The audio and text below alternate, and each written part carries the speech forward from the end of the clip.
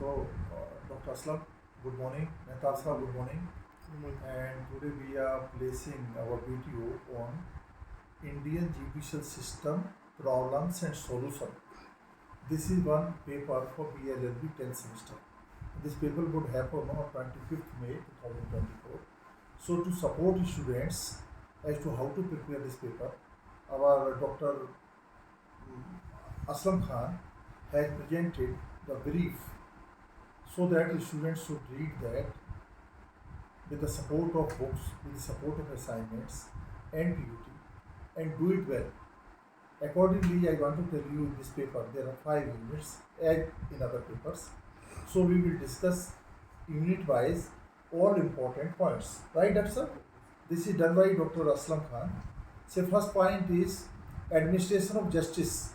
When we talk of administration of justice, it is simple to understand that how delivery of justice to be done so that rights of people are protected and whosoever is the offender or the breaker of law is punished.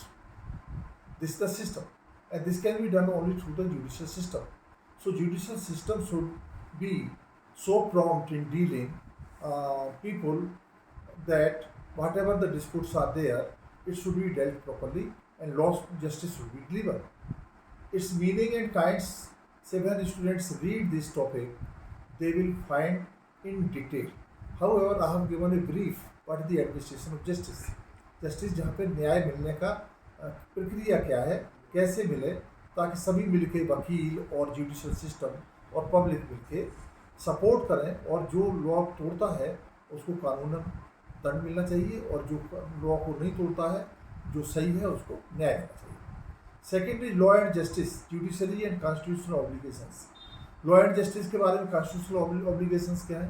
Constitution यही कहता है कि सबको न्याय मिले और सबको न्याय मिले चाहे कैसा भी हो और फेयरली डील किया जाए. इसके लिए नालसा एक एक्ट है. यदि किसी को लीगल ज़रूरत है किसी सपोर्ट की तो उसका ले सकता है.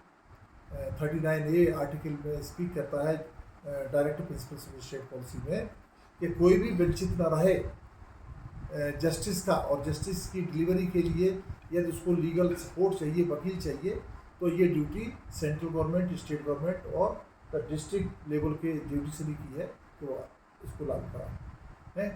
और ये तब होगा जब इंडिपेंडेंस ऑफ जुडिशरी इंडिपेंडेंट हो. Independent of judiciary is the part of basic structure of the constitution. Judiciary has to be very much independent. Yes, it should not be under the pressure of anybody, executive or any other big or political or so. It should work independently and it should work for the welfare of the masses. It should work as per the rule of law. It should work as per the law given in the Constitution. Appointment of judges in Supreme Court, High Court and lower courts. See, appointment of judges in Supreme Court and High Court is through the collegium. Collegium system, I hope you know. In this regard, there was one amendment 99th, which has been put on hold by the Supreme Court of India, and there is a collegium which recommends for the position of judges in High Court and Supreme Court. The constitution of that collegium, everybody knows. If not, then please read. Or if you have any doubt, you ask us, because everything cannot be covered in this video. Lower court का judiciary का कैसे officer होता है? इसमें 2 wing होती है, एक junior division, एक सीनियर डिवीज़न. तो जूनियर डिवीज़न के लिए एक एनुअली स्टेट कमीशन एग्ज़ाम कराती है और स्टेट कमीशन एग्ज़ाम करा के उसकी एलिजिबिलिटी दी हुई है. शायद आपने देखा हो, यूपी स्टेट में 4 अटेम्प्ट अलाउड है. किसी भी कास्ट कलर के बच्चे हों, चाहे हिंदू हो, मुस्लिम हो, कोई भी हो, वहाँ पे कोई 4 अटेम्प्ट से ज़्यादा नहीं. However, in age there is a relaxation of 5 years to SC, STs and OBCs. So this is there. And HCS के लिए 7 years का एक्सपीरियंस चाहिए जो भी प्रैक्टिस कर रहे हैं एडवोकेट, और उनको 35 साल की से ज़्यादा की एज होनी चाहिए. मेहता साहब करेक्ट है, 35 साल से ज़्यादा होनी चाहिए. इस तरह से इनका सिलेक्शन होता है, और सिलेक्शन के लिए 2 होती हैं, एक प्रीलिम होता है, एक रिटन होता है और फिर एक इंटरव्यू होता है. और इसमें तीनों में जो क्वालिफाई करते हैं उनको जाके मिलता है. तो ये हो गई unit number 1। Unit number 2, judicial structure of court, criminal civil courts. देखिए जुडिशियल स्ट्रक्चर कैसा होता है, मैं आपको नीचे से बताना चाहूँगा, मीन्स डिस्ट्रिक्ट कोर्ट से। डिस्ट्रिक्ट कोर्ट में जो जुडिशियल सिस्टम है क्रिमिनल का और सिविल का, तो ये दो विंग, जो भी मुझसे मजिस्ट्रेट चुन के आते हैं, सेलेक्ट होके आते हैं जजेस जूनियर डिवीजन में, उनमें दो विंग हो जाती है, एक क्रिमिनल और एक सिविल। आजकल ऐसा कर दिया है कि जो सिविल में है उनको भी एक थाने के क्रिमिनल दिए जाने वाले। अब ये नहीं सिविल ही कर रहा है, हर डिस्ट्रिक्ट में क्या कर दिया गया है, एक थाना के जो केसेस आ रहे हैं वो दे दिए गए। तो जो क्रिमिनल होता है उसको ACJM कहते हैं, और जो सिविल होता है उसको सिविल जज जूनियर डिवीजन कहते हैं, और वो आगे बढ़ के फिर सिविल जज बनता है, और उधर जाके जुडिशियल मजिस्ट्रेट बनता है, और आगे MM क्या बनता है, CJM, chief judicial magistrate. CJM के बाद फिर सेशन में जाते हैं, सेशन कोर्ट, और उधर सिविल कोर्ट। सेशन माने क्रिमिनल। ओके, तो ये यहाँ पे अपॉइंटमेंट और किस तरह का होता है वो सिस्टम दिया हुआ, और इसको बाकायदा सिस्टम से लिखें। बच्चे लोगों को मैं कहूँगा कि इसको ढंग से पढ़ लें, कोई प्रॉब्लम आती है तो आप अगेन आई से there are 2 areas when anybody comes selected through the UP commission or any commission, वो सिविल जज भी बन सकता है, जुडिशियल मजिस्ट्रेट बन सकता है, उसकी सीनियरिटी के हिसाब से उनको केसेस दी जाती हैं। लेकिन दोनों विंग का जो हेड होता है, एक सिविल जज होता है, उधर चीफ जुडिशियल मजिस्ट्रेट होता है, उसके अंडर में ये कोर्ट्स काम करती हैं। सीनियरिटी के हिसाब से उनको पनिशमेंट देने की पावर होती है, उसी तरह से रेवेन्यू में पावर होती है, सॉरी सिविल मैटर्स में पावर होती है। तो ये हो गया। अब आता है legal professions, responsibility, obligation and their role, public interest lawyering, PIL। देखिए बड़ा इंपॉर्टेंट टॉपिक है लीगल प्रोफेशंस रेस्पॉन्सिबिलिटी। ये आपको एडवोकेट एक्ट का पार्ट है, अदरवाइज सभी बच्चों ने पढ़ा है। क्या उसकी रेस्पॉन्सिबिलिटीज हैं। जस्टिस डिलीवरी सिस्टम फास्ट होना चाहिए, अच्छा होना चाहिए, ट्रांसपेरेंट होना चाहिए। इसके लिए दोनों पक्षों की ड्यूटी है, कोर्ट की भी, बार की भी और बेंच की भी, और पब्लिक की भी। तो इस पर हमेशा कोई चीज़ छुपाई नहीं जानी चाहिए। जो क्राइम किया है या जो भी गलती की है वो वकील के थ्रू अपना प्लेंट में या WS में या डिफेंस में प्रॉपर तरीके से देना चाहिए, और टाइमली इसको दें। कोर्ट में ज़्यादातर डेट कर लें, समय समय पर जब भी डेट पड़ती है जाएं, और जल्दी से जल्दी इसकी प्रोसेस कराई जाए, सो दैट इसको पूरा किया जाए। ठीक है ना। पब्लिक इंटरेस्ट लॉयरिंग का मतलब समझते हैं PIL का मतलब है जो पब्लिक इंटरेस्ट की लॉयर। इसमें 5 पटिशन पढ़ती हैं, उसी से रिलेटेड है। और इसको 5 पटिशन, पहली वाली पटिशन का नाम क्या है मेहता साहब? 5 रिट्स होती हैं। 5 रिट्स होती है। Number 1 habeas corpus mandamus. Habeas corpus का मतलब किसी को इलीगली डिटेन नहीं किया जा सकता मोर देन 24 आवर्स, और इसके लिए सेक्शन CRPC का 97 इन्वोक हो जाता है।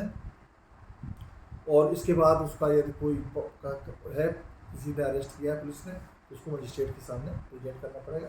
अदरवाइज हैबियस कॉर्पस में फंडामेंटल राइट, उसमें आर्टिकल 21 आ जाता है, और फंडामेंटल राइट को टर्मिनेट नहीं किया जा सकता है। इसकी सुप्रीम कोर्ट में डायरेक्ट अंडर आर्टिकल 32 जा सकते हैं। इसी तरह से मैंडेमस, इसी तरह से प्रोहिबिशन, इसी तरह से सर्टरेरी, और इसी तरह से कोवारंट। 5 पटिशन है पब्लिक इंटरेस्ट लॉयरिंग, और ये हमें पता होना चाहिए, हमारे बच्चों को सभी को पता होना चाहिए, और इसका किस तरह से ऑब्लिगेशंस क्या है वो भी पता होना चाहिए। 3 नंबर यूनिट का है जुडिशियल सिस्टम की एक्सेस इंडिपेंडेंट होना चाहिए। अभी सुप्रीम कोर्ट की चीफ जस्टिस ने रखा है कि everybody is free to access judicial system for support any time, there should be no bounds, no limitations. Public participation in judicial process, poverty and judicial process. अभी public participation का मतलब है हर आदमी की प्रोसेस में पार्टिसिपेशन होना चाहिए। Poverty and judicial system, यदि कोई गरीब आदमी है तो उसको जुडिशियल से वो न किया जाए, डिप्राइव, उसको टाइम से मिले। इसको हम पहले बता चुके हैं, नालसा आर्टिकल 39A, तो इसका ध्यान रखें। और ये हर पार्टिसिपेशन पब्लिक का बहुत इंपॉर्टेंट है। यदि पब्लिक के पार्टिसिपेशन से ही जस्टिस डिलीवरी अच्छी हो सकती है, क्योंकि वो जब तक आपको फैक्ट्स सामने नहीं आएंगे आप आगे नहीं बढ़ सकते। 4 number unit delay in justice, speedy justice, court and civil courts, judicial accountability. Delay in justice नहीं होना चाहिए, justice should be timely. Delay means denying, ये नहीं आना चाहिए।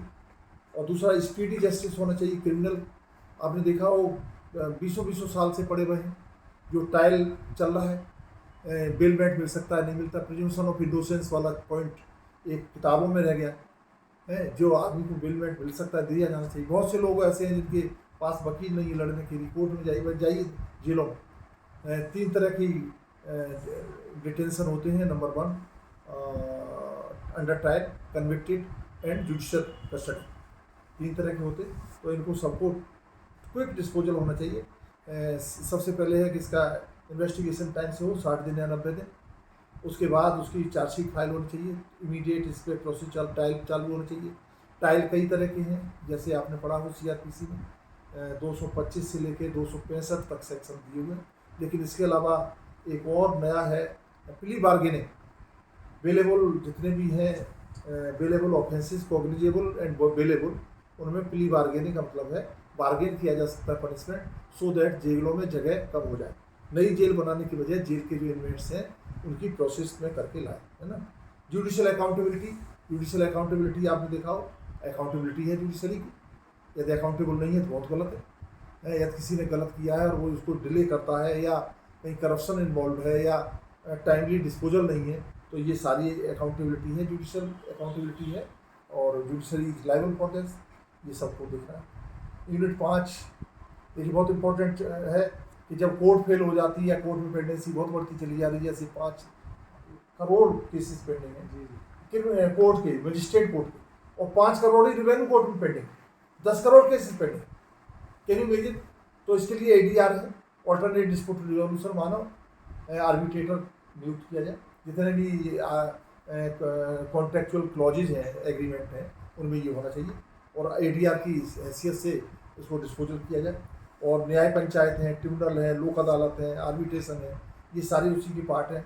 लोक अदालत में जाके या म्यूचुअल कंसेंट से ये करना चाहिए। विलेज पंचायत है,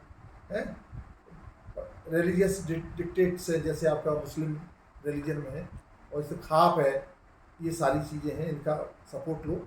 और जितनी जल्दी डिस्प्यूट का डिस्पोजल हो जाए वो दोनों पक्षों के लिए बहुत अच्छा होता है। टाइम बर्बाद होता है, पैसा बर्बाद होता है, टेंशन होता है, मेंटल एग्री होती है, इस सब से छुटकारा मिल सकता है। और अल्टरनेटिव डिस्प्यूट रिजोल्यूशन बच्चों ने जो 10th स्टैंडर्ड में है, उन्होंने 8वें स्टैंडर्ड में पढ़ा हुआ, उनका प्रैक्टिकल भी था, और इसको अच्छी तरह से समझ लें। इसके लिए एक्ट है 1996 का एक्ट है, उसको पढ़ें समझें, और इसमें से क्वेश्चन हर एग्ज़ाम में बहुत अच्छे आते हैं। न्याय पंचायत के 4-5 ग्राम पंचायत की मिलकर एक न्याय पंचायत होती है, तो उसमें ये वहाँ का जो प्रमुख वगैरह होते हैं वो उसको सुनते हैं। ट्रिब्यूनल्स हैं, जैसे इनकम टैक्स का ट्रिब्यूनल है, और भी जितने ट्रिब्यूनल हैं, CAT है, CAT है, लोक अदालत है, आर्बिट्रेशन है, और आजकल लोक अदालत परमानेंट बॉडी बन गई है कोर्ट्स में। तो आप इसको बच्चों से कहें, बच्चे पढ़ें समझें। और विलेज पंचायत है, विलेज पंचायत इनफॉर्मली है, और कास्ट पंचायत है, जैसे जाटों की खाप है, इसी तरह से गुजरों की है, इसी तरह से और लोगों की है, सबकी है। और इसी तरह मुस्लिम रिलीजन्स में पंचायत चलती है, बहुत अच्छी बात है। यदि डिस्पोजल होता है तो इससे कोई बुरी बात नहीं है, ये सपोर्टिंग सिस्टम है गवर्नमेंट को, जुडिशल सिस्टम। इसके साथ मैं समझता हूँ बच्चे लोगों से मेरा कहना है कि अच्छी तरह करें, और डॉक्टर साहब का थैंक यू बोले, उन्होंने प्रिपेयर किया। And I thank also doctor Aslam Khan साहब, बहुत अच्छा बना है, और इसके मैं समझता हूँ बच्चों के लिए बहुत ही यूजफुल होगा। Thank you very much, thank you so much.